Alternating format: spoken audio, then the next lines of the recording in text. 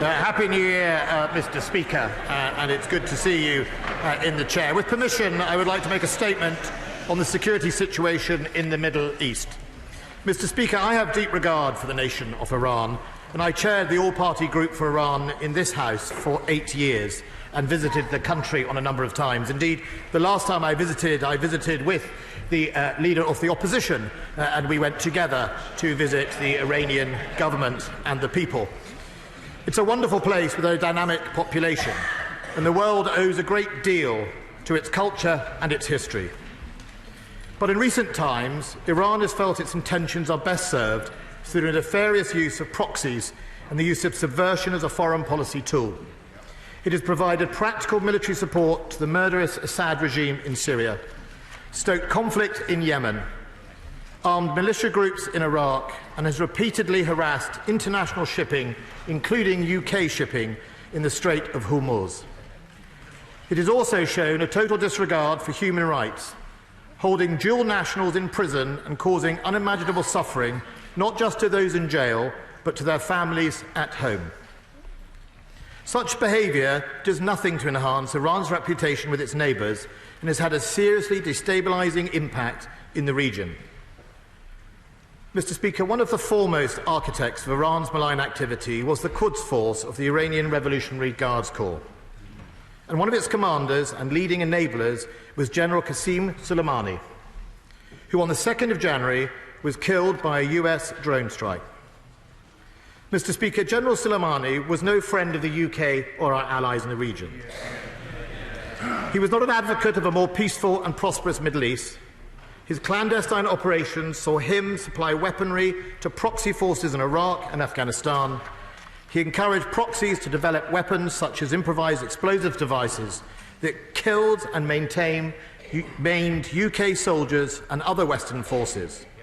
And nor should we forget how he fomented instability in places like Basra, where British forces were stationed. The United States government has asserted that General Soleimani organised the strike on the 27th of December by the militia group Kataib Hezbollah, which targeted a US military base in Kirkuk, Iraq, and killed a US civilian contractor, and the US is confident that General Soleimani came to Baghdad to coordinate imminent attacks on American diplomats and military personnel. The UK will always defend the right of countries to defend themselves. The House will want to know that since October 2019, coalition bases, which contain both United States and United Kingdom personnel, and the Baghdad International Zone have been attacked 14 times. One attack on K1 base involved 32 rockets. Our challenge now is, however, to deal with the situation we find ourselves in. The US consistently showed restraint through all those previous attacks, even when their right to self-defence was well established. Since the early hours of Friday morning, the government has responded to these events. Further conflict is in no one's interest. The only beneficiaries would be the terrorists and extremists, seeking to use the chaos as cover to advance their abhorrent objectives. So we are urging all people, all parties, to de-escalate as soon as possible. Meanwhile, the safety and security of British citizens and our interests in the region are of paramount concern. The Foreign Commonwealth Office has strengthened its travel advice to both Iran and Iraq and will keep it under constant review. We urge British nationals in the region, or those intending to travel, to regularly check government.uk for further updates. And we have taken other urgent measures to protect British nationals and interests. The Department for Transport are reviewing the threat state and advice to Red Ensign shipping on a daily basis, and supported by the Ministry of Defence, we will issue guidance imminently. And at the same time, Defence are changing the readiness of our forces in the region, including helicopters and ships on standby to assist if the need arises. To ensure the safety and security of our personnel, we have also relocated non-essential personnel from Baghdad to Tajik. Coalition forces in Iraq, including British forces, have suspended all training activities, and as part of prudent planning, A small team has been sent to the region to provide additional situational awarenesses and contingency planning assistance. Mr. Speaker, on the 5th of January, Iraq's Council of Representatives voted to end permission for coalition activities in Iraq. As the vote is only one part of the process, we are in discussions of what those implications mean with our Iraqi interlocutors. Today, I would simply remind the House that the coalition is in Iraq at the request of the Iraqi government to help protect Iraqis and others from the very real threat of Daesh. Our commitment to Iraq's stability and sovereignty is unwavering, and we urge the Iraqi government to ensure the coalition is able to continue our vital work countering this shared threat. Mr. Speaker, the main focus of the UK government is to de-escalate this issue. None of us wants conflict. None of us wants our citizens, our friends and our allies to be put at risk. My right honourable friend, the Prime Minister, from the outset has spoken to President Trump, President Macron, Chancellor Merkel and President Erdogan, and will continue to engage with other world leaders. The Foreign Secretary and I have been talking to our counterparts, and only this morning I met with His Royal Highness, the Saudi Vice Minister for Defence, and in tandem we are working with the E3 to reboot the JCPO, the nuclear deal, which we believe is a vital step to achieving a more stable Iran. And in the coming days, we will be doing all we can to encourage Iran to take a different path. No one should be under an illusion that long before the death of General Soleimani, Iran had stepped up its destabilising activities in the region, whether it was targeting dissidents in Europe or hijacking civilian ships. This aggressive behaviour was never going to go unchallenged.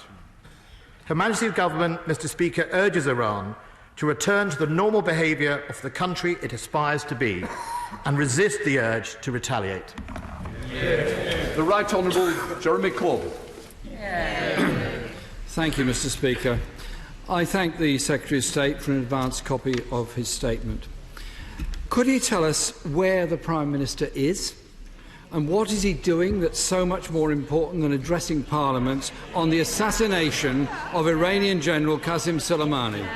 An extremely dangerous and aggressive act that risks starting yet another deadly war in the Middle East. On Friday, I sent the Prime Minister a letter posing a series of questions.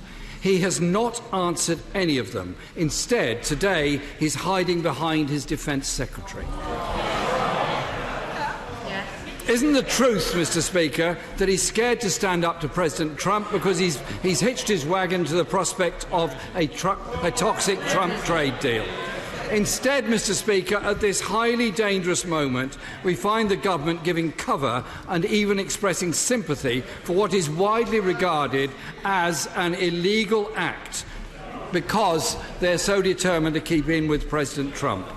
This assassination puts British troops and civilians, as well as the people of the region, in danger. Mr. Speaker, as the Secretary of State for Defence will confirm, I've long spoken out against the Iranian government's human rights record, including when he and I visited Iran together in 2014. This is not a question of Soleimani's actions or record on the region. Whatever the record of any state official, the principle and the law is that we don't go around assassinating foreign leaders. Without the clear demonstration of an immediate threat, it is illegal. So does the government regard the assassination as legal under international law? If so, how? And do the lawyers in the Foreign Office and the Ministry of Defence regard it as legal? If he really believes this was an act of self-defence, what evidence has he or the Prime Minister seen of the imminent attack on the US? He says the US is confident attacks were imminent. But US officials have been quoted in the press saying that the evidence is, quotes, razor thin. How would he describe it? In the past few days, the US President has threatened to target Iranian cultural sites. To attack Iran in that manner is, to quote him directly, disproportionate. Both these actions would be war crimes, and yet the government still seems unable to condemn such threats. On Sunday, the Foreign Secretary said the onus was entirely on Iran to de-escalate. I wonder, if Iran had assassinated an American general, whether the British government would be telling Washington that the onus was entirely on the US to de-escalate? Mr. Speaker, we talk about this as a conflict between the US and Iran, but the worst consequences are likely to be felt by Iraq, a country on the brink of further terrible violence and instability.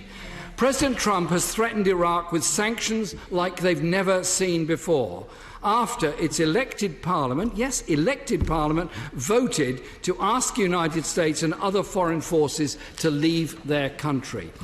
And he has said he will not withdraw entirely unless the US is compensated for the extraordinarily expensive airbase that was actually built by Saddam Hussein in the 1980s. The Prime Minister, when he finally resurfaced from his trip, said he was committed to the sovereignty of Iraq. So will the Secretary of State confirm that the government will respect Iraqi sovereignty if the Iraqi government asks all foreign forces, including British forces, to leave? Mr. Speaker, we know the British government wasn't consulted by the Trump administration in advance, despite there being obvious British interests at stake. I ask also, what is the government doing to secure the release of Nazanin Zaghari Ratcliffe and other dual nationals currently in detention in Iran? This must be an utterly terrifying time, both for them individually and for their families. It's not in anyone's interest for this to escalate to an all-out war. All sides should exercise maximum restraint and allow for meaningful dialogue led by the UN Secretary-General's office. To prevent war, we need a strong plan for diplomacy. So is the government in contact with the UN Secretary-General? And let's not forget, Mr. Speaker, that there was a diplomatic plan, the Iran nuclear deal. It was working until President Trump came along and tried to rip it up. Mr. Speaker, time and time again over the last 2 decades, the political and military establishments have made the wrong call on military interventions in the Middle East. Many of us opposed the invasion of Iraq in 2003 and the failed invasion of Afghanistan, and I opposed the bombing of Libya in 2011. Have we learnt nothing from those events? This House must rule out plunging our country into yet another devastating war at the behest of another state. Secretary of State. Thank you, Mr. Speaker. And I noticed, Mr. Speaker, the Leader of the Opposition's actually letter to the Prime Minister in which he posed 3 questions to the Prime Minister, none of which of those questions he just posed from the dispatch box. So I think that was rather interesting. I'm afraid, Mr. Speaker, instead of getting a serious interrogation of the situation about how we are going to de-escalate this situation in the Middle East, how we are going to make sure British citizens and British allies are secure, we've had the usual tripe about this is about Trump, this is about America, and all the anti-American, anti-imperialist guff that we've had from it. The Leader of the Opposition asked where the Prime Minister is. Well, fun enough, the Prime Minister is running the country, Mr. Speaker, something the Leader of the Opposition will fail to ever do as a result of the election.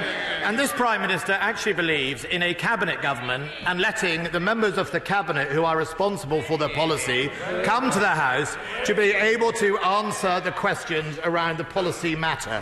And indeed, as the Secretary of State Defence, who has a significant number of assets in the region, in Iraq at the moment, and is charged with the duty of defending this country, the Prime Minister felt it was appropriate for me to attend to answer the questions in his place. I think we could perhaps answer some of the questions. What few questions were made by the Leader of the Opposition. First of all, it is for the United States to answer in detail to whether it views the intelligence it made its decision on are whether illegal or not. From the information and intelligence that I have seen, what I could say is that it is clear there was a case for self-defence to be made about an individual who had come to Iraq to coordinate murder and attacks on US citizens. It begs the question, Mr. Speaker, what the Leader of the Opposition would do if that individual had come to Iraq or anywhere else to plot the murder of British soldiers and diplomats. Perhaps, like he recommended with al-Baghdadi of ISIS, he would seek to have him arrested at that particular moment in time. It is, of course, the case that this government is engaged in a full diplomatic effort at all levels to seek to de-escalate the tensions that have grown in the region. Indeed, not only at the United Nations, but in leader-to-leader, defence sec and foreign sec and all other levers we have, broader than just in the region, to seek efforts to make sure that both Iran does not retaliate in any way that would escalate the situation, and indeed that our friends and allies do not escalate the situation either. The call that this government is making is to make sure that we pause, that we focus on the safety of the peoples of that region and seek a way out, both for Iran and indeed for its neighbours.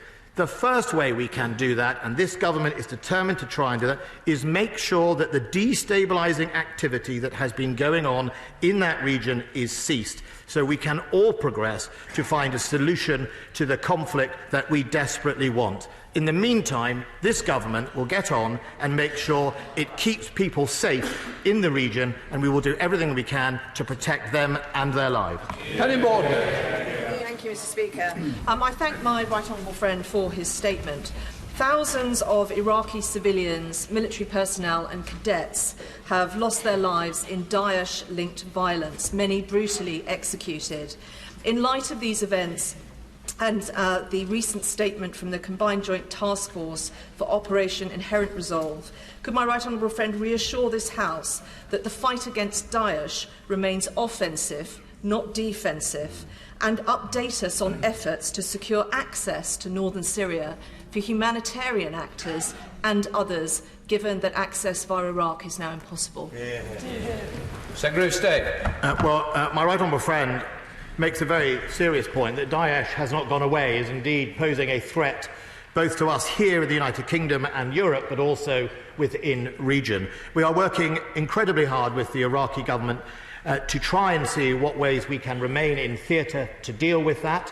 And I know that the Prime Minister spoke recently to the Iraqi Prime Minister, including on that subject. At the same time, in Syria, we are, of course, at the moment focused on the force protection of aid workers and everybody else in that region, making sure that people are safe and people that are travelling there do so with the right advice. It would not be right for me to comment any further on what we're doing operationally, both in Iraq and elsewhere in the region, because to do so may expose our forces. But we are very alive to the fact that the people, one of the group of people most likely to exploit destabilisation are the terrorist groups such as Al-Qaeda and Daesh.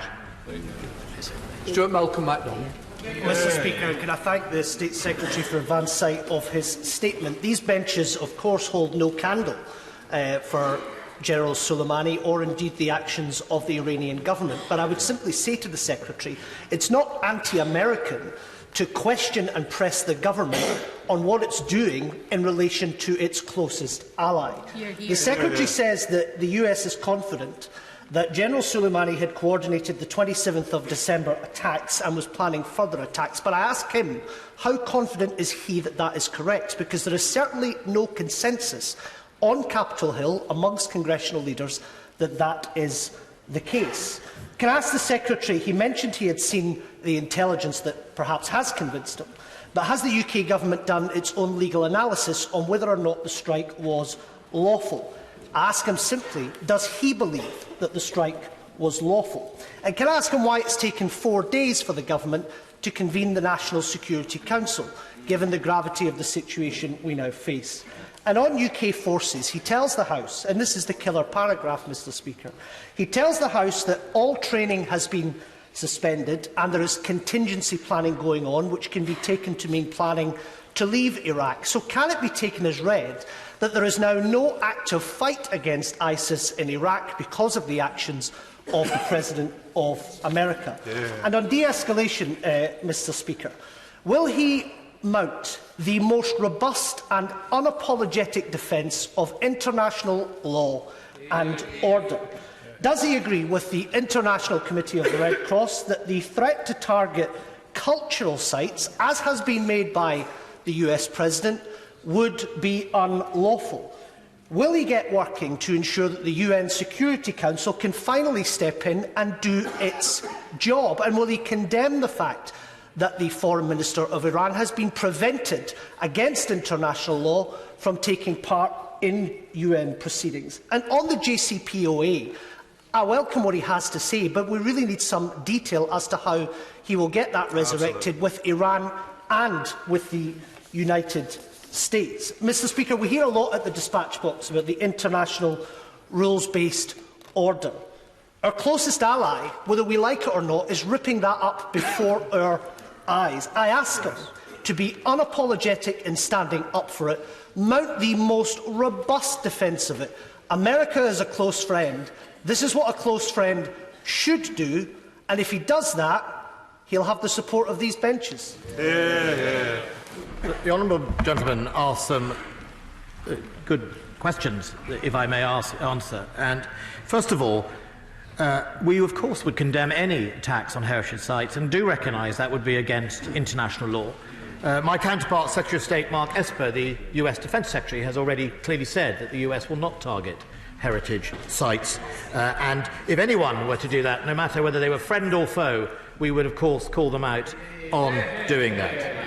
We of course observe and support international rule of law, which is why we do support Article 51 of the UN, the inherent right of a nation to defend itself. How that nation comes to that decision, to take sometimes those very difficult decisions, is first of all a matter for the nation and the intelligence they have in front of them at the time and evidence. I cannot speak for what the United States had in front of them at the time that they made that decision. That is a matter for the United States law officers and indeed the President of the United States. What I can say of the intelligence that I have seen, there is definitely a case that I would say to answer that there would be cause for self-defence. But that is not me speaking for the United States. That is a matter for the United States, and every single leader has a very difficult challenge. They are the ones responsible for the decisions they make at the time, based on the information that is available to them. So I cannot expand further on whether or not the United States, what they made that decision on. However, the inherent right in Article 51 for a nation to defend itself is a right that I know he supports. It is part of international law, and the UK government defends a nation's right to take that action if it is in accordance with Article 51 of the United Nations. It was disappointing that we were not informed about this attack in advance, but does the Defence Secretary agree that whilst that may be partly because this administration does have the habit of doing a lot of things unilaterally, it is also because of growing scepticism in Washington about European commitment to global security, because of the vast disparity in defence spending between European countries and the United States. And the right place to address this is the Defence and Security Review that is happening this year, which can show that a newly confident post-Brexit Britain takes its defence obligations seriously. My right honourable friend is right that the Defence and Security and Foreign Policy Review is the place for us to examine our place in the world and what funding goes behind that. When it comes to being informed, every single country, the United Kingdom, the United States, has a category of no foreign eyes, as they call it, no foreign in the United States, UK eyes only in the UK and in other countries around the world. And none of us know what it is like in another country when they have a short notice, potentially, in one case where life is at risk, how much time they have to action that intelligence or threat, and how much time they have to inform their friends and neighbours. It is a real challenge, and in my own experience, where I have had intelligence in front of me as a soldier, you don't always get the luxury of time to inform everybody, even within your own system. And we should remember that it is clear the United States did not inform Congress, let alone its friends and allies at that particular moment. We do not know what it was that was urgent enough for the United States administration to do that. It may well have been threat to life, which is paramount that it is dealt with, is more important at that particular moment in time to that particular decision maker than necessarily telling us. They did, however, tell us very quickly after the event, and we have engaged with them throughout the process. Sadiq. Thank you, Mr. Speaker. Mr. Speaker, when I met the former Foreign Secretary, the now Prime Minister, he told me and my constituent Richard Radcliffe that he would leave no stone unturned to ensure the release of my constituent Nazanin Zaghari Radcliffe. So I was alarmed to hear the present Foreign Secretary, Andre Andrew Marshall, over the weekend when he seemed to agree with Andrew Marr that there was nothing the government could do to ensure the release of Nazanin Zaghari Radcliffe. So I asked the Minister, which is it? Is the government going to leave no stone unturned to ensure that Nazanin comes home? Or are British prisoners going to be left to rot in jail in Iran while the situation between the US and Iran escalates more and more? This government will do everything it can to get released from Iranian prisons not just her constituent, but the very many dual nationals currently languishing in those jails. And as she will know, this has been a long-term foreign policy tool of the Iranian government to incarcerate people it doesn't like or to intimidate nations. Hostage-taking, which to some extent some of these prisoners are certainly, is a tool that has been in the Iranian handbook for many decades. We will do everything we can to try and get her constituent released, Mr. Speaker, and I mean everything we can do to do that. However, we will do everything within international law. That is our only parameter, but we will try and try and try, and my right honourable friend continues to do it almost on a daily basis. Sir Ian Duncan-Smith. Speaker, may I say to my right honourable friend that isn't the issue here at stake that Soleimani and his deputy were responsible already for vast attacks on our allies and on British citizens, leading to the loss of life and to the explosions that we saw in Saudi Arabia quite recently in the oil fields. So surely the point here that we want to make is not just that he may have posed a threat, he has already been a threat, and as a result of his position, Iran's policy has been to escalate all of the conflict across the Middle East. So he's right, surely, to want to de-escalate it, but part of that is to ensure that Soleimani and co. do not no longer exist and can no longer escalate such terrible actions. My right honourable friend is absolutely right to highlight that it is not just the incident of the 2nd of January. It has been the long, consistent destabilising in the region by the Quds Force that has done Iran no favours at all. In fact, it's had the opposite effect. Rather than making Iran powerful and influential, it has made Iran a pariah in its own neighbourhood and has led them down a cul-de-sac to where we find ourselves now, in a place that is potentially very dangerous, and we all need, therefore, to do everything we can to de-escalate, and included in that is to make sure that Iran ceases the destabilising activity that prevents the building of trust by its neighbours, because it is the neighbourhood that may well help find a solution, but they have to trust Iran to do it. Thank you, Mr. Speaker. The key question is, where is all this going?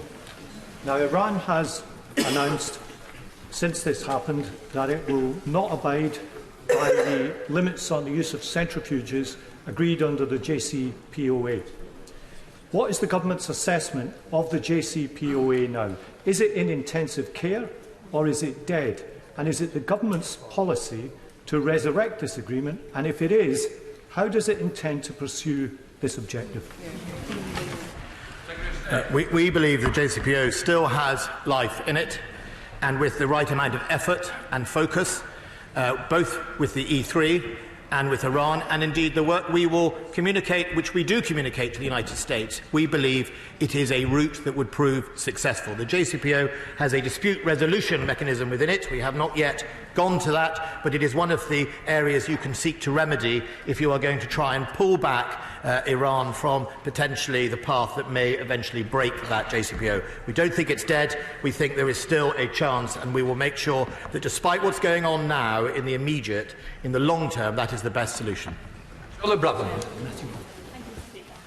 light of Soleimani's alliances with Hezbollah and Hamas, and now the explicit threats of revenge, does he agree that Israel is exposed and faces a real risk of attack from Iran? If he does, what steps is the UK government taking to support Israel, a true friend of the UK and a true friend of democracy, in its right to self-defence?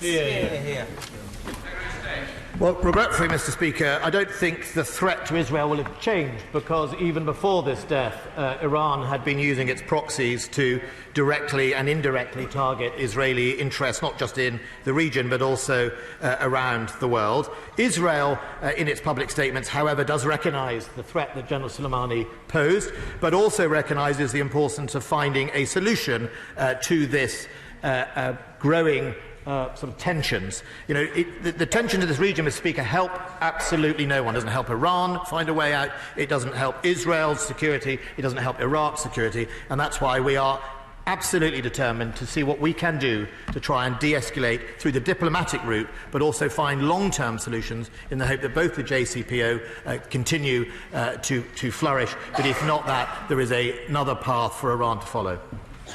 Tindoka to use. Thank you, Mr. Speaker. For many global security scholars, there's an incredible number of secondary questions in regards to this act.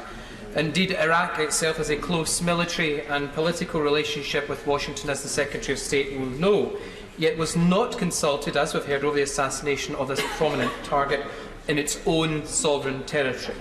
So has the Secretary of State sought assurances from their American counterparts that they will not extend, as the Secretary of State said, doing what they must do to defend themselves via the targeted assassinations on other allies in sovereign territory, including the United Kingdom? The honourable gentleman mixes the right of the UN, Article 51, the inherent right to defend yourself from threats against your citizens or elsewhere, with an unchallengeable sovereignty, that you can't in some way, in a part of a country where you are under threat, take action to defend yourself. The way we mostly do it is we get in touch with the other country and have someone arrested or indeed dealt with when there is a direct threat. But that is not always an option, depending on imminence. And as I said in the statement, Mr. Speaker, the number of times the United States and UK coalition forces had been attacked in Iraq in the last few months with no action being taken, and indeed where an American lost their life, had been growing. 14 attacks, 32 rockets in the last one. In the end, a nation, any responsibility is to make that difficult choice about whether the sovereignty, balancing sovereignty, intelligence, and indeed the duty to defend their citizens, they have to make that choice sometimes. Thank you, Mr. Speaker. My right honourable friend has made a proper case for the British government's position so far, but I wonder if he'd go a little bit further forward and talk about the work he's doing to make sure that this doesn't become a cliff edge to war, but instead the low point of a tick that leads to progress, working with allies like Kuwait, Qatar and Oman, perhaps, to reach out to Iran and assure them that we do not wish a conflict. What we wish instead is a change of policy that has led not only to the deaths of Brits, and far too many, but hundreds of thousands of Muslims in Syria and Iraq, and it is for them that we are standing up and for them that we want to change. My honourable friend is absolutely right to focus on how we can broaden the whole sort of network of diplomatic pressure on both Iran and, in a sense, support for Iraq, and indeed the United States and other countries engaged in this area. Iran has remarkable, if I remember rightly, Mr. Speaker, used to have links with Japan, for example, and all levers that we can explore, we are exploring. Myself, my colleagues in the Foreign Office, and indeed at Number 10, the Prime Minister, are working as broad and as fast as we can to seek a way of using diplomacy and people who have good access into the very heart of the Iranian government to try and reach a place where we can persuade the Iranians that retaliation is not in their best interest, but at the same time offer them a way out so that we can get back to a more stable Middle East. Mr. Speaker, I agree with much of the Minister's critique of Iran, and also of General Soleimani, and I of course support the US's right to self-defence. But to assert that right through international extrajudicial preemptive assassination surely warrants some criticism also, if only to ensure that our diplomacy is effective. Isn't the government's unquestioning support of Trump likely to enhance Iran's influence and control in Iraq, a country where so many of our armed forces have given their lives? I'm grateful for the honourable lady's comments. Our support of the United States is not unquestioning at all. We talk to our allies a lot. Indeed, I said to my United States counterpart about being told in advance and not being told in advance. I have those discussions. We are friends and allies, but we are also critical friends and allies when it matters. We are also focused on making sure that Iraq, because after all it is Iraq who are on the front line of both Iranian meddling and indeed Daesh attacks on a daily basis, and that is why we are invited into Iraq by the sovereign government, or were at the moment, to try and help build their capacity to help them defend themselves. That is the most important thing for us at the moment in this current moment in time. Is the Iraqi people are at great risk at the moment of both Iranian militia antagonism, but also Daesh. And we will be speaking, and we are continually trying to get them to say it is in your best interest for us to remain. But we will respect Iraqi sovereignty. If they require us to leave, that is their right, and we will respect it. It is interesting that no one has yet mentioned in the media, that no one has asked quite why an Iranian general felt that his job was to parole around Iraq, who is, by the way, Iran not invited into Iraq's affairs. To Liam Fox. Mr. Speaker, I entirely agree with my right honourable friend. General Soleimani carried out Iran's proxy wars, from the horrors in Yemen to the support for the bloody Assad regime. He was a key ally of Hezbollah and its terror networks, and he did all of these as a central figure in the Iranian regime, if not number two in the Iranian regime. I say to my right honourable friend, we need to accept that the JCPO has effectively been dead since American withdrawal, and we need to look for a more comprehensive agreement in the broader region if we're to maintain stability in that broader region in the wider global interests. My honourable friend is absolutely right about the behaviour of the Quds Force, the Revolutionary Guard, over the years. There are plenty of voices in Iran and decent people who seek a way out for the government and the people of Iran to move back to a normal position of international respect, who are trying and have tried. Certainly when we went to visit, they have tried. People trying to get away from the principalists, the hardliners who were running that country into the ground and into a pariah state. Soleimani was one of those people that enabled those hardliners to create this pariah state that they find themselves in now. The balance we have to see is how we can make sure that those people seeking the right path are either empowered or heard and are not snuffed out by the Revolutionary Guard. I fear that in the last 12 months, the upper hand of the Revolutionary Guard under Soleimani and his gang have meant that those moderate voices have been snuffed out to the extent that the Supreme Leader and others are not at the moment interested in finding an alternative. Our job is to persuade them there is an alternative. What I would say is, could we have short questions and speedy answers, because I'm going to have to cut this off. The House will be sitting very late into the morning, so I have got concerns that I want to get as many people as possible. Jamie Stone. Mr.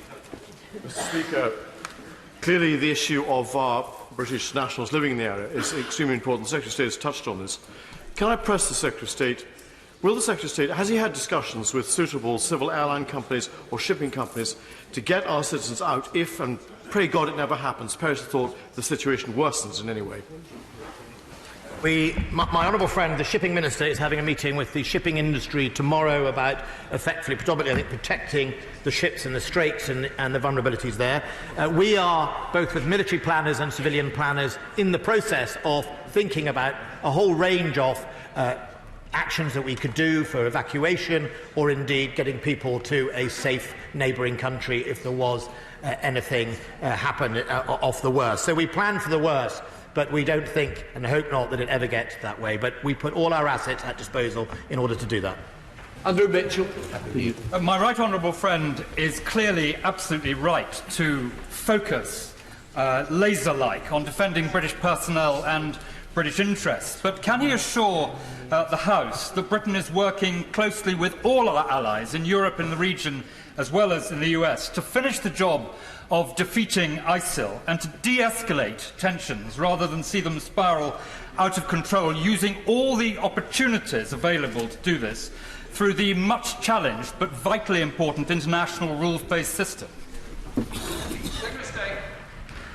Yes, my honourable friend is absolutely right that the threat to us in the United Kingdom and to Europe, the number one threat is the actions by Daesh, and we must continue the assault on them, not only in their bases where they are, but also on their ideas on the internet and in some of our own communities. We'll continue to do that. I spoke with my French counterpart, who have often been at the forefront of attacks by ISIS in Europe, and her and I are determined that this does not fall off the agenda and that we maintain both our investment in fighting ISIS but also our determination to recognise that they haven't gone away and that this will be a long fight. Thank you very much, Mr. Speaker. The Defence Secretary has rightly spoken about the need for de-escalation and diplomacy. Could I press him on the point that was raised a moment ago? It has been reported that the US administration has denied a visa to the Iranian foreign minister to attend the United Nations, which I would have thought was one of the places we would like that diplomacy to take place. Does he think that that decision helps what he is calling for or hinders it? The right honourable member asks. Look, we heard the reports like him, and we are trying to establish the truth of it. It came out of Iranian media at the moment. Our position would be we would urge that he is granted a visa. The United Nations is obviously one of those key locations where we will try and use diplomatic levers to resolve and de-escalate the situation. Julian Lewis. President Trump has already thrown our Kurdish friends in the area under a metaphorical bus. Can the Secretary of State confirm whether or not this dramatic action that he has taken means that he is turning away from his policy of withdrawing from the region, or he is increasing his policy of withdrawing from the region, or he hasn't got the slightest idea which of the two he ought to do? I think my right honourable friend is, I can't answer for the United States' long-term policy on the Middle East. What I can say is this was heavily weighted in self-defence, an issue of the here and now and the threat that they faced. But his question feeds quite rightly my honourable friend, the former Foreign Secretary's point, is that actually we need to invest in our defence and security so that we are never over-dependent on one ally or another, because it is the UK government's view that we need to have a long-term support and investment in Iraq. It's important for the region, and we don't want to be in a place where we are always dependent on others, that should they change their policy, our policy has to go with it, whether we want it or not. Wayne David. Between, on the one hand, France and Germany, and on the other hand, the United States. Can I ask the Secretary of State what action the government is taking to make sure that once again our international allies and NATO speaks and acts with one voice and one action? I spoke to my German counterpart yesterday, and indeed the German statement on Friday, which came out before ours, was actually very, very similar. Germany, there isn't a difference between France and Germany. Germany has been very clear about its view on self-defence, and the United States, like us, it is determined to maintain the fight on Daesh, is worried about instability and wants to work hard on de-escalation.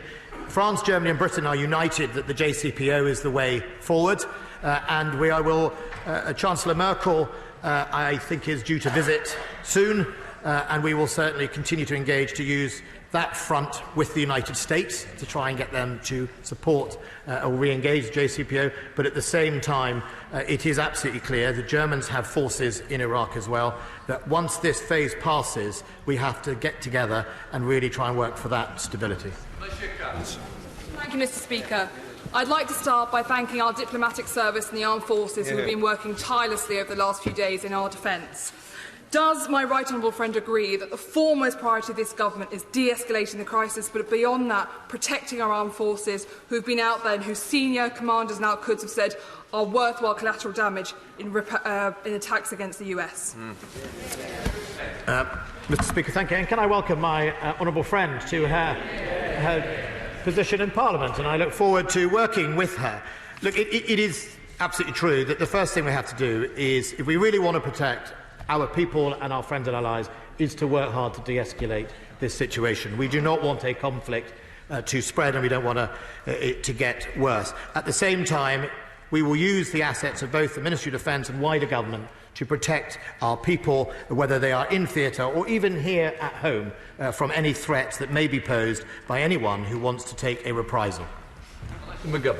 Thank you, Mr. Speaker. The Secretary of State rightly mentioned the actions of the Assad regime in Syria, and he'll be aware of the situation in Idlib. Can I ask him what meetings have gone on amongst himself, the Secretary of State for International Development, and the Home Secretary, making sure that there are sufficient legal routes for refugees from Syria to this country, should they be required?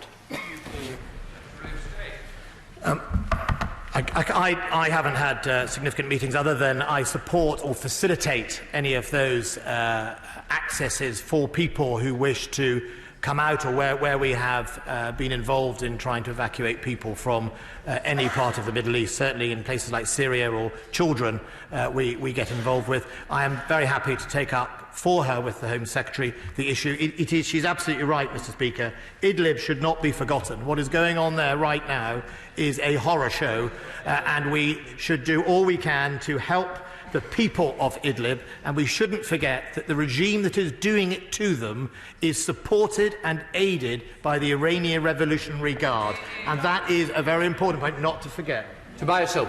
Thank you, Mr. Speaker. Could I welcome the Defence Secretary's statement and the tone in which he's adopted to date. For too long, Soleimani and the Quds Force have been allowed to operate a shadow war across the Middle East. But it's clear from the frequent demonstrations that take part across Iran that the Iranian people do not support their regime and its proxy interference. He focused on the media. He focused on managing the heightened threat, on containing expected reprisals and calling for de-escalation. But with the architect of so much instability removed, is there not a rare opportunity to reset our Middle East strategy? Firstly, to be more assertive in tackling proxy interference and weapons proliferation, and secondly, to be more proactive in offering conditional but genuine economic rehabilitation for Iran. I think my honourable friend is right. I mean, it's certainly brought into sharp focus that the time has run out. We have to sort this in the Middle East collectively and try and put a long-lasting solution in place. He is also right to make the point that Soleimani's passing does give, in one sense, an opportunity for people to realise that his policy has done nothing but produce Iran as a pariah state. And we shouldn't also forget that the population of Iran, just like the population of Iraq, in my experience, don't want America, don't want Britain, don't want Iran, a regime. They want their own nation.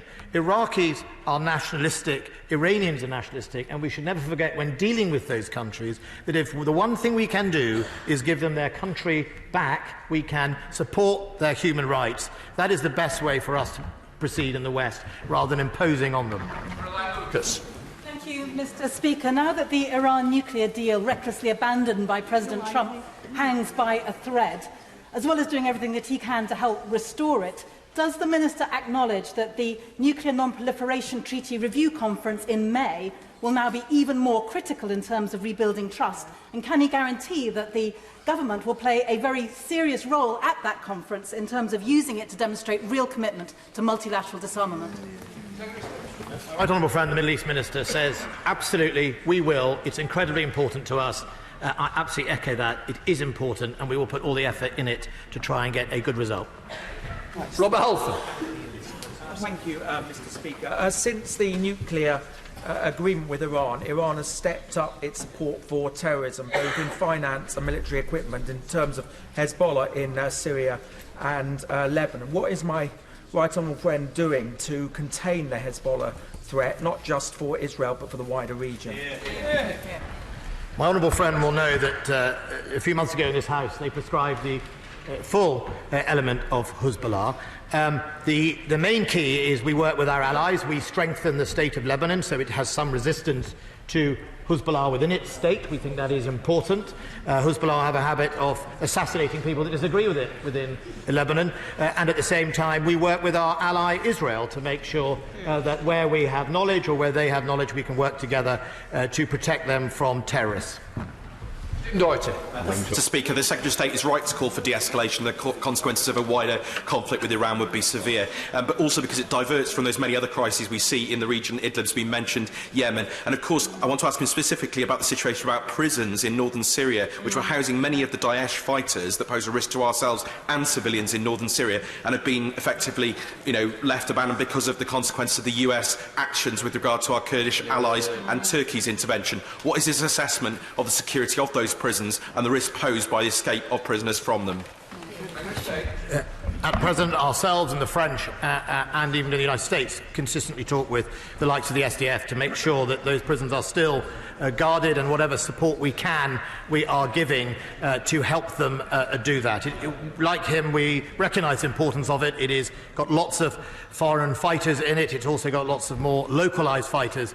We don't want Daesh to be reborn in those prisons. And that's why it's incredibly important that we would be able to stay in Iraq, because part of how we're going to deal with that is in partnership with the Iraqis, either if they're Iraqi foreign fighters or others. And that's why we urge the Iraqi government to reconsider that vote, because we think it would be very useful to stay to help secure them. The Secretary of State says the British Army has played an absolutely crucial role in training both Iraqi and Kurdish troops, with my own eyes. Would you agree with me, therefore, that it's not only essential that we should safeguard our troops in Iraq for their own safety, but that also the whole future of our policy with regard to the Middle East is dependent on our continuing to contain Daesh in Iraq, and the armed forces have an extremely important part to play in doing that? My honourable friend's absolutely right. Nation building of Iraq is really, really important, not just for us, but for the people of Iraq. We have only suspended the training.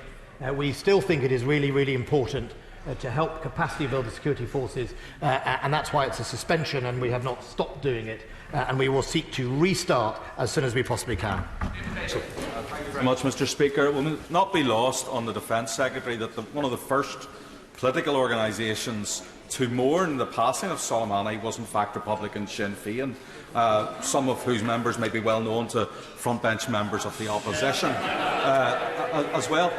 Previously, the government had indicated that they were carrying out a review on whether or not to prescribe Muslim Brotherhood. I understand there was Shia in terms of the organisations involved, but is that still the case? Is there going to be a review into the prescribing of Muslim Brotherhood, and would that help protect the citizens in this country? My honourable friend points out about Republican Sinn Féin. I noticed the tweet. Bizarre, really, but it shows the long tentacles that in the history Hezbollah or indeed Revolutionary Guard of Iran may have had in his own communities, potentially. The matter for prescription of any organisation is a matter for the Home Office. They will no doubt hear what he has said, and I can get him an answer from them if he wishes. Manchester. Thank you, Mr. Speaker. I very much welcome the Secretary of State's statement on de-escalation. The Secretary of State knows de-escalation could mean many things to many people. If one asked the Syrians or the Iraqis or the Lebanese, they would say de-escalation would be for the Iranian militia not to operate in their sovereign territory. The question I ask the Secretary of State is this: what have the Iranians said their end game is? What do they want to de-escalate the situation? Because the end, it has to be de-escalation and people living side by side in a neighbourly conduct and way. All my experience with the Iranians are that the Iranians want to be a nation of the world respected and remembered for their culture and their position. That is their end state. The challenge is some of them think the way they get there is in a way that has delivered this type of pariah status for them. And we need to point out that the rule of law, they have a bizarre, a very good constitution that they seek to avoid half the time, but the way for them to enter into the world of civilised nations again is to actually behave like one. And that's what we are there to help with, that's what we're there to support, and there are many people in the country who know exactly that. England. Thank you, Mr. Speaker. The Minister does recognise how the safer and more pluralistic Kurdistan region can play a really positive role in the wider efforts to de-escalate the conflict, but it does need stronger assurances about its own security and continuing UK efforts, so it can remain respected and neutral as a player in this situation. So does he now think it's time to implement the promise made to invite the leadership of the KRG to the UK on its official visit?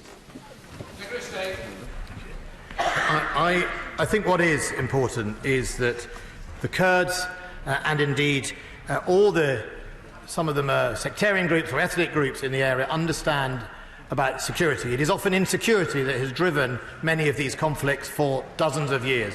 Iran feels desperately insecure often in its region.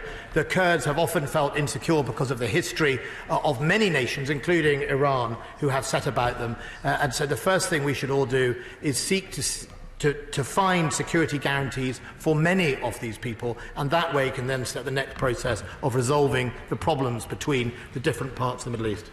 My right honourable friend's statement and the personal authority and experience he brings to this issue, will he work with all our coalition allies to sustain our commitment to all the people of Iraq, most of whom would not welcome us, abandoning them to the forces, both heretical and now corrupt, not least in the Iranian Republican Guard Corps, behind the Iranian Revolution? My honourable friend and I visited Iran as well, I think, a long time ago. And I think, Mr. Speaker, he speaks a lot of sense that Britain's focus has to be about how we can continue over the long term supporting Iraq and their people. It is a complex country with many different groups, and it is those differences that have been exploited recently by Iranian-backed militia that, again, has, instead of helping those people, has actually led to misery. And we must do what we can to capacity build the Iraqi state so they can make decisions for themselves. Thank you, Mr. Speaker. Of course, many of us have great concerns about the repercussions of this event, and that rather than de-escalating the situation, we see, in fact, the opposite happening. So, can I ask the Secretary of State, in whatever discussions he has with his US counterparts, if he manages to have any influence with them, he can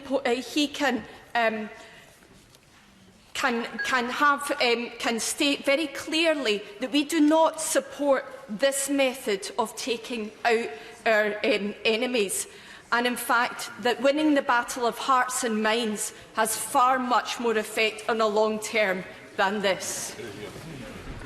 I certainly press on the United States, who have also said that it is not in their interest or their wish to increase tensions. They do not want this event to lead to war. They have been very, very clear about that, as have indeed the Iranian leadership. And if we accept that both the Iranian and the United States have been adamant they do not want a war, we should then work on that as a way to get both sides to seek a resolution. Thank you, Mr. Speaker. Very few countries' hands are completely clean in the region, and a key part of the problem is that there has been a lack of a coordinated, overarching peace process, particularly now the Iranian nuclear deal is dead.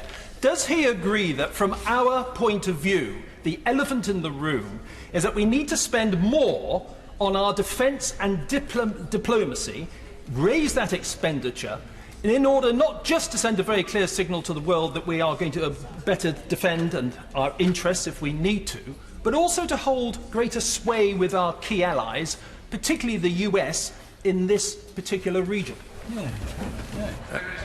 My right honourable friend makes the really important point that both diplomacy and defence don't come cheap.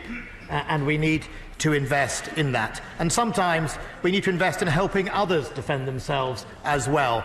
I think it's one of the most noble things to defend those that cannot defend themselves. Thank you, Mr. Speaker. Can I welcome the steps that the Secretary of State has outlined to de-escalate tensions? But if that was to fail and Iran did attack and retaliate, and that results in the deaths of British service personnel and indeed civilians, what would be our response? Well, if British civilians were killed, or even military personnel, as a result of Iranian or terrorist action, we would look at the response. The response would no doubt be proportionate, and we will, of course, look at it at the time of it happening. My honourable friend has already mentioned the 14 attacks which have happened since October in Baghdad. But is he aware that the US Department of Defence have estimated that over 600 servicemen have been killed by Iran or their proxies? What estimate has my right honourable friend made of the number of British servicemen who have been killed? And does he not agree with me that when there is an imbalance and people defend either the actions of Iran or attack the United States, it simply gives comfort to Tehran?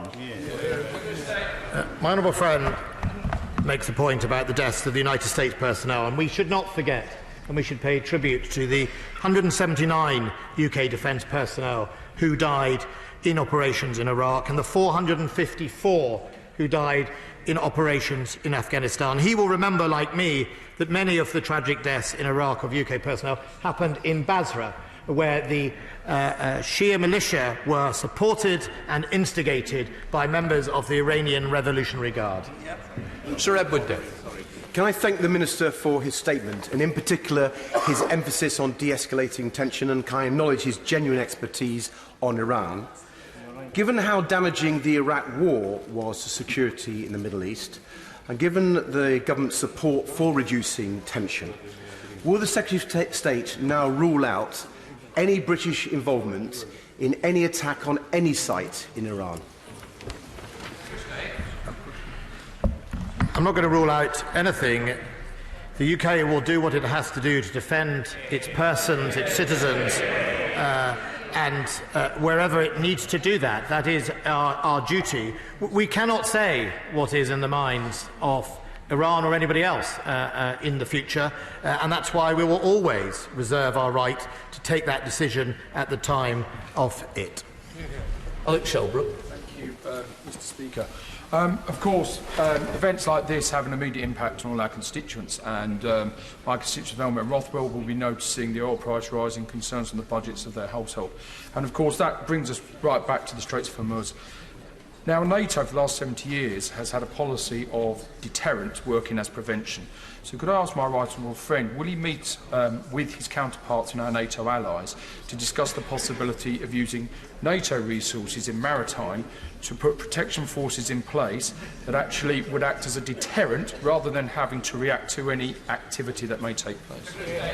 My honourable friend makes a really good suggestion. I will take it up at the NATO Defence Ministers meeting for him, and he is right. And we already have a number of international coalitions in the Straits, the anti-piracy, which I think even involves China, and a number of the IMSC, the International Maritime Security concept that we are with the Americans on protecting our tankers. He is right. Tanker wars, as it was called in the 1980s, has been around for a long time. The Iranians used to fire RPGs at tankers back then, deliberately to spike the oil price, and I think his suggestion is well heard. Since the assassination, as a part of its military build-up, the US has deployed its long-range bombers to Diego Garcia, territory, of course, which the British state illegally occupies. Whilst he talks about de-escalation, isn't it the reality that the British government's actions are actually helping to escalate the crisis? No, I think the United States have said it's deployed many of its troops in response to the rhetoric coming out of Iran to make sure it protects its forces.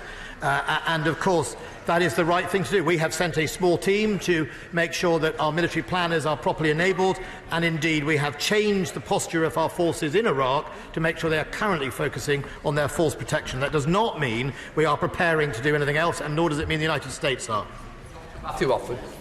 In the last 6 months alone, Iran has disregarded 4 tenets of the JCPOA.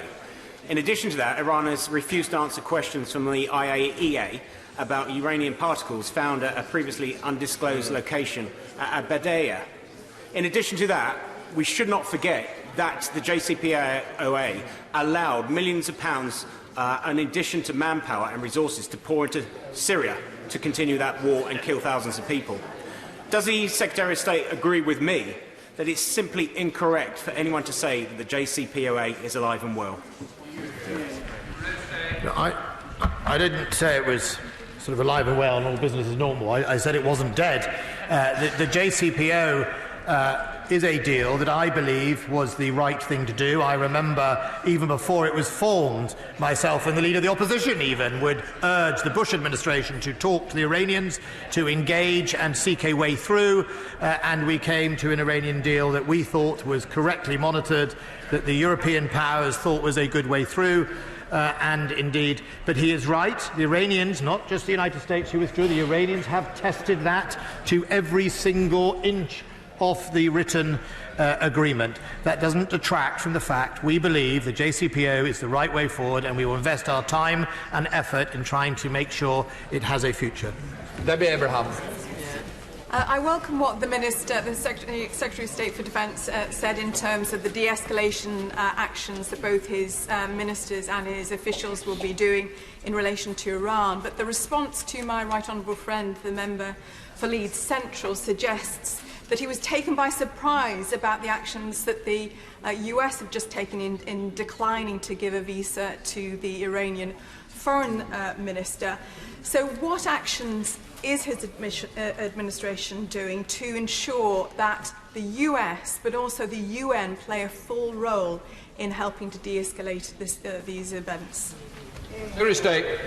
My right honourable friend, the Foreign Secretary, is visiting the United States later this week, and within that will be our determination to try and seek a diplomatic way out through that. He will no doubt have discussions with his counterparts, and we will see where we can get to. I haven't been, the United States doesn't share its visa decisions on a live wire with us. However, we just saw earlier reports, I think as many members here have done. We will find out and get to the bottom of it, and certainly my urging from the dispatch box on behalf of the government is we think actually allowing Iranian Mr Zarif to the UN would of course be a sensible thing to do.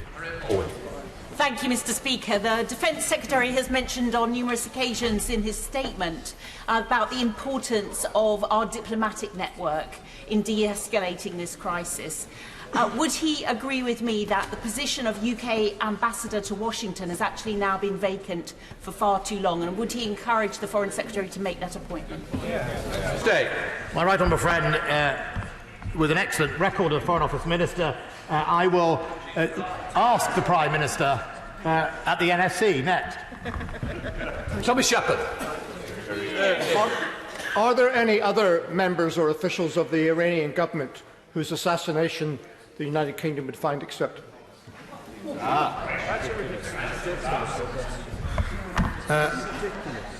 I mean, I don't know how to start, Mr Speaker, on that question. I think the United Kingdom would always seek to follow international law in dealing with threats against it. And within that international law ranges all the options from arrest, detention, disruption, but in some occasions, as we see when we have seen, for example, events in Syria take place, there is an occasion where, unfortunately, kinetic or lethal strike has been engaged. The RAF, the British government, have been very open about that, followed a vote in Parliament. We will always reserve in this country the right for us to defend ourselves against threats posed to our citizens. And I don't think the First Minister of Scotland would disagree with that at all. Mr Speaker, with hardline voices currently drowning out moderate voices in Iran, what confidence can this House have that the President of the United States is alert to the Pandora's box that he has potentially opened? And what can the international civilised community do to articulate what it is to be a moderate country and to give succour, support and encouragement to those moderate voices in Iran to remain moderate and to remain speaking out? I think the best way we can empower the moderate voice of Iran is to offer them the hand of friendship to a way out, to offer them to say this is not about a war. We do not want a war. We do not want the conflict to increase. We want to be clear about what behaviour we think should change and also be prepared to deal in other parts to make sure we try and get them in a better place. I think that is the best solution for Iran. The moderates know that. Let's hope they can hear it. Speaker, the JCPOA has been mentioned several times this afternoon. Could the Secretary of State confirm that it's the UK Government's position that there's no immediate grounds to trigger the dispute mechanism in that agreement?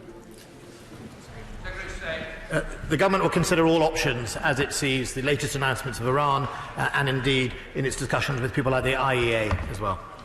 Thank you, Mr. Speaker. A couple of years ago, I was pleased to visit HMS Jafar in Bahrain.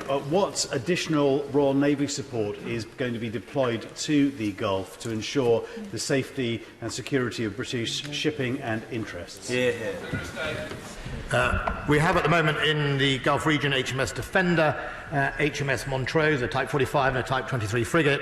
We have a Royal Fleet auxiliary ship with helicopter support. We have a number of mine sweepers. We have quite a lot of Navy assets in that region, as do our allies, and indeed as do the other Gulf Arab states in that area. We work together, we coordinate together, we meet in coordination meetings to try and make sure we maximise the use. We're currently focused on making sure that we do not provoke on the Iranian coastline, but at the same time that we maintain the international law for freedom of navigation so that those ships vital to our economy are not intimidated or kidnapped.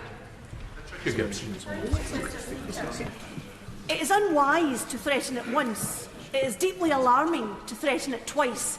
But if US President Trump does indeed intend to target Iranian cultural sites, can the Minister tell us what the UK response will be and to what extent it will be influenced by the UK government seeking a trade deal with the US?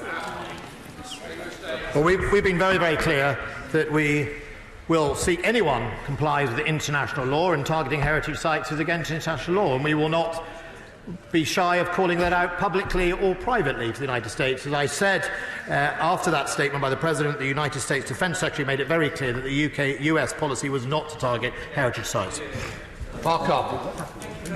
Mr. Speaker, one of the reasons the US pulled out of the JCPOA was the fact that it wasn't comprehensive in the sense that it didn't cover all of the other terrorist actions that were being taken place, including those carried out by General Soleimani. Does the Secretary of State think that one of the ways of kick-starting and using what has happened as a diplomatic opportunity for peace is to try and widen the JCPOA's remit to cover all of those other actions rather than just being focused on the nuclear arrangements, important though they are?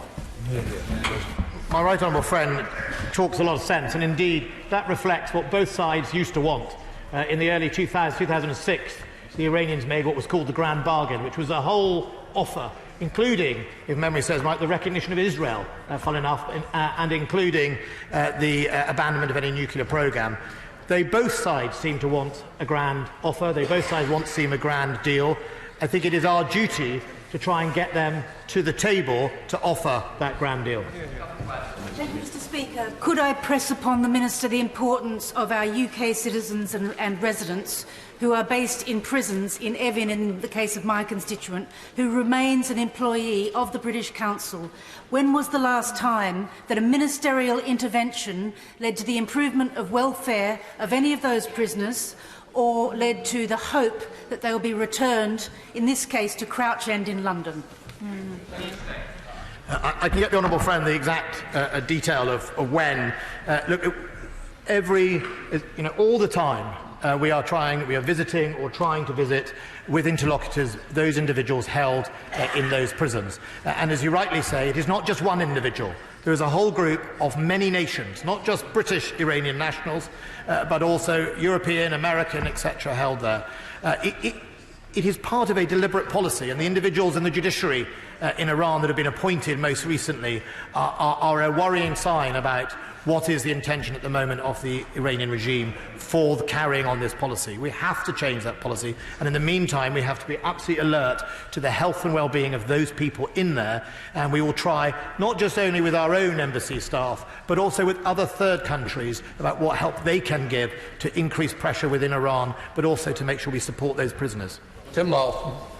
Mr. Speaker, protecting and promoting culture is a key way of stabilising countries and forging bonds between nations, and to that end the government's support of the British Museum scheme, training archaeologists to go back and restore those sites so desecrated by Daesh, is a real win-win situation. And in 2017 the UN Security Council voted, including America, to condemn those acts against UNESCO World Heritage Sites. So would the Secretary of State agree that if the US President has now decided unilaterally to reverse that policy, it's not only remarkably stupid, but it's counterproductive as well? But, my honourable friend makes the point about the crime that it would be to attack heritage sites. I have made it quite clear that the US policy is not to target those sites. It's been clarified by the US Defence Secretary, and we will make sure that we are very clear in our opposition to targeting of heritage sites anywhere in the world, not just in the Middle East. They are part of our heritage and our history. Jim Shannon. Mr. Speaker, can I also thank the Secretary of State for his statement today. Iran is no longer a place of cultural, historical and human rights diversity. Under General Soleimani and the Quds Force of the Iranian Revolutionary Guard Corps and their involvement with terrorist groups across the world, Iran has the blood of thousands of innocents on their hands. Iran has said that they will continue to pursue nuclear power. Iran has also stated that they will not rest until Israel is destroyed. So what steps is the Secretary of State taking to provide help and support for Israel in light of the threat from Iran against their so-called enemy? And further, will he publicly state again that this great nation of the United Kingdom of Great Britain and Northern Ireland stands alongside Israel at all times? We support Israel. We support their right to defend themselves and their right to exist, and we will work alongside them to make sure that their security is protected. We also will work alongside anyone in the Middle East who seeks to establish better stability and security for their people, but also to make sure that we resolve this current growing conflict. Vicky Ford. Thank you, Mr. Speaker.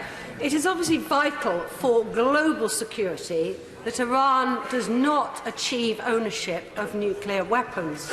And so can I thank the Secretary of State for his work with France and Germany to reboot the JCPOA. But given that it is now coming up for 2 years since the US pulled out, if this is not achieved, what is the plan B? Well, I think we're going to be working hard to make sure it is achieved. The United States President has talked about a grand deal. He has talked about a bigger, more sustainable, long-term deal. He's talked about wanting to do a broader deal. We will, of course, assist in that process if they continue on that path, and we will reach out to the Iranians. Now, we have no ill towards the Iranian people, and we shouldn't forget that this government is concerned and saddened by the loss of up to 50 people in the stampede at the funeral that took place. We send our condolences to those mourners and indeed that population. No one should have to go through that. And our hand of friendship is there for the people of Iran. But if all of this teaches us something, Mr. Speaker, it is that the destabilisation, the leadership of Iran has not served their people well.